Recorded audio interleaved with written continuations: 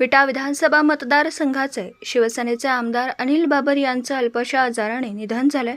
बाबर यांच्यावर सांगलीतील खासगी रुग्णालयात उपचार सुरू होते। उपचारादरम्यान त्यांची प्राणज्योत मालवली।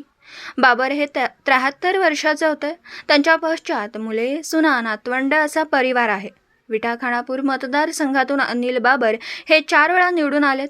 शिवसेनेचे अनिल बाबर हे सांगली जिल्ह्यातील एकमेव आमदार होते। मुख्यमंत्री एकनाथ शिंदे यांचे कट्टर समर्थक अशी त्यांची ओळख होती।